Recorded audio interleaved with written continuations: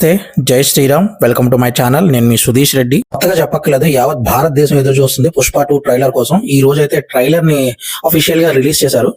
ఆ ట్రైలర్ గురించి మాట్లాడుకోవాలంటే ముందుగా ఎవరు చెప్పాలి, ఎందుకంటే పుష్ప ఇప్పటికీ అంత గొప్పగా అనిపించదు. బట్ ఈ ట్రైలర్ చూసిన తర్వాత సుకుమారు, మైత్రి మూవీస్, దేవిశ్రీ ప్రసాద్, అల్లు అర్జున్ అందరూ కలిసి వండర్స్ అయితే క్రియేట్ చేశారని చెప్పాలి.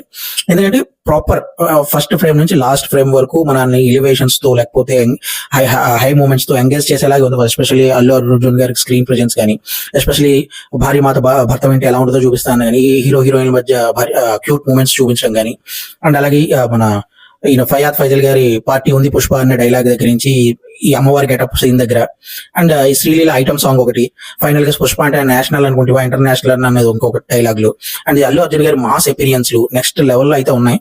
చూద్దాం మరి సినిమాలో ఎంతవరకు ఎంగేజ్ చేస్తారో. ట్రైలర్ అయితే మాత్రం తగ్గేదేలే అన్నట్టు ఉంది. సినిమా కూడా అలాగే ఉండాలని కోరుకుంటున్నా.